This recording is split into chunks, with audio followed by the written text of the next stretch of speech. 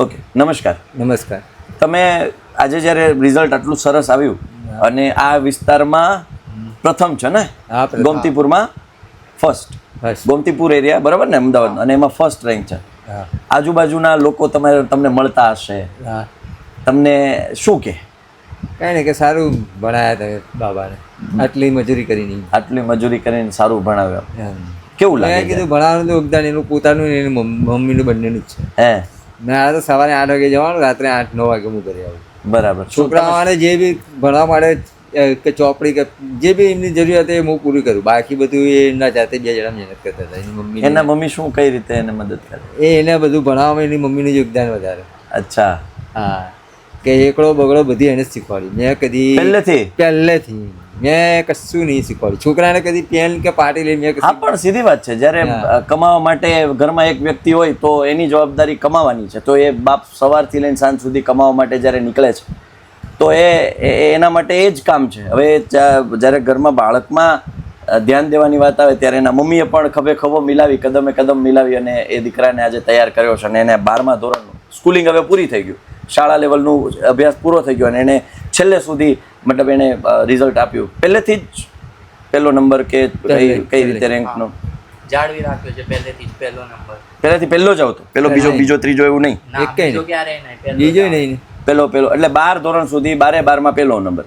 તો કદાચ દરેક ધોરણમાં તને પહેલા નંબરનું ઇનામ મળે, 12 ઇનામ મળે તને. હા એવું થયું ને? હા અચ્છા, તારા મમ્મી કઈ રીતે તમે મને કહો કે શું આના વિશે શું વિચાર્યું તમે?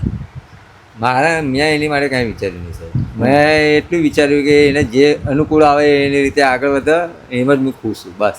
બરાબર. બીજું કાંઈ કાંઈ આમ સપનું જોયું તમે? ના, મેં કાંઈ સપનું નહીં જોયું. નહીં. બસ જે એની થશે ઈચ્છા જે છે, એની તારી ઈચ્છા- જે ઈચ્છા હોય એ તું કર. એક જ ઈચ્છા, તું તારી ઈચ્છા પૂરી તારી કર. રીતે આગળ એમને પણ. ભરોસો છે કે હું ક્યાંય પણ જઈશ તો સફળ થઈશ. હા, એમ. બસ. એ ભરોસો વાલીઓ રાખે છે. વિદ્યાર્થીઓ પણ 12મા ધોરણ સુધી બરાબર હોય છે. બીજું, ડિસ્ટ્રેક્ટ જ્યારે થાવ છો ને ત્યારે તમને એ બધું ભૂલાઈ જાય છે.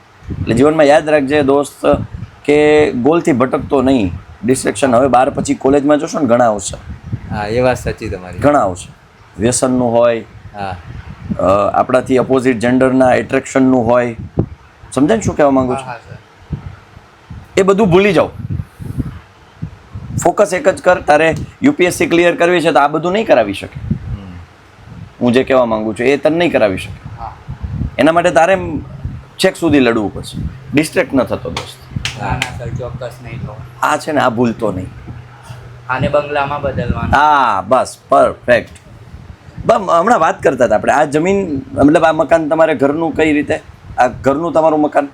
હા, બાંધકામ અમારું, હા, જમીનની માલિકી બીજાની. જમીનની માલિકી બીજાની. હા. આમ તમે માલિક ન કહેવો. ના, માલિક ના કહેવાય. માલિક ન જ કહેવાય ને. ના, કાલ સવારે તમને એમ કહેવામાં આવે ખાલી કે કરો. હા, કરી તો તમારે કરવું પડે. કરવું પડે. સાચી. બરાબર. મહિના 15 રૂપિયા ભાડું ચૂકવીએ. આનું હા, 15 જમીન, 12 એટલે વર્ષે 180 રૂપિયા જમીનનું ભાડું, ભાડું. મકાનનું નહીં. મકાનનું નહીં. જમીનનું ભાડું 180 રૂપિયા. અને આખી આવી રીતે આજુબાજુમાં બધું એ જ રીતે બધા એ રીતે. આખી કોલોની બધા- ચાલી આખી. ચાવી આખી બધા મકાનો એવી. અચ્છા, એ જ સિસ્ટમ હોય. એ system. આ હું પહેલી વખત સાંભળું. જમીશભાઈ, તમે આવું ક્યારેય સાંભળ્યું છે? આ વસ્તુ અમે પહેલી વખત જોઈ રહ્યા છો. સરસ. આ તો બેનને આપો ને માઈક. હા, બસ બસ બસ. જય શ્રી કૃષ્ણ. જય શ્રી કૃષ્ણ. કેવું લાગ્યું રિઝલ્ટ દીકરાએ? સારું લાગ્યું. કદાચ મેં 10મામાં એને જોઈન કરાયો તો 10મામાં પણ બહુ વધારે આવત એનો, મને એવું લાગે છે. બરાબર. આમ ઓનલાઈનથી તમે અમારા વિડીયોઝથી વાકેફ? તમે જોયા અમારા વિડીયોઝ, સાંભળ્યા એવું કંઈ? એ સવારે 4 વાગે ઉઠતો ત્યારે હું જોવા આવતી કે વાંચે જ છે કે ફોન રમે છે. પછી હું જોઉં તો એ ભણતો જ હોય. હું જ્યારે ઉઠું ત્યારે એ ભણતો જ હોય. બરાબર. ફોનમાં ભણતો જ હતો. હા, ફોનનો એને સદુપયોગ કર્યો. બરાબર. એને ગેરલાભ નથી બધી ઉઠાવ્યો. ચિંતા એની મમ્મી વધારે કરે. હા હા કે શું એ રાત્રે 12 વાગ્યા સુધી જાગે તો 12 વાગ્યા સુધી હું એને ધ્યાન રાખું કે એ શું કરે છે. હા, બરાબર છે. પછી જ્યારે એને વાંચવું હોય, આખો દિવસ ઘરે હોય અને વાંચવું હોય તો એને ડિસ્ટર્બ ના થાય એ માટે હું આની જોડે, મારી છોકરી જોડે ટીવી બંધ કરાવું અને અમે બંને બહાર બેસી જઈએ. અને આ દરવાજો છોકરાઓ અવાજ કરે તો અમે વચ્ચેનો દરવાજો બંધ કરી આ દઈએ. દરવાજો બંધ કરી એટલે દેતા. એને હું disturb મને ના અંદર થાય. હું વાંચતો હતો એકલો બેસીને. અચ્છા. અહીંયા ખુરશી લગાવી દઉં, ખુરશીમાં બેસીને અહીંયા પગ લાંબા કરીને બેસીને વાંચ્યા કર્યો. હા. અને અમે બહાર બેસી રહીએ. જ્યારે એનું પતે પછી અમે આવીને રસોઈ બનાવીએ, પછી બેસીએ અંદર. અમે કોઈ એને ડિસ્ટર્બ નહીં કરે, અમે એને બહુ સાથ આપીએ છીએ, એટલે અત્યારે આ પરિણામ લાવે. 100% એગ્રી હું કરીશ કે વિદ્યાર્થીની મહેનત, શિક્ષકોની મહેનત, ક્યારેય આ બેથી રિઝલ્ટ આવતું જ નથી.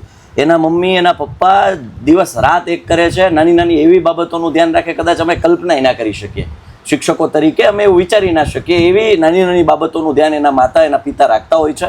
ત્યારે જઈને આંકડાઓ, તમને નવડાના આંકડાઓ દેખાતા હોય છે. અધરવાઇઝ ત્યાં સુધી લોકો નથી પહોંચી શકતા. એના ઘણા બધા રીઝન્સ હોય છે. એમાં છોકરાની ઓછી મહેનત એ સૌથી પહેલું મોટું રીઝન હોય છે. તમારી વધુ મહેનત હશે ને તો બાકીના બધા સમીકરણો આપોઆપ ગોઠવાશે. પણ તમે મહેનત કરવાની મેન્ટાલિટી તો રાખો, તમે મહેનત કરવાનો જજ્બો જે તમારી અંદર છે એ તો ડેવલપ કરો.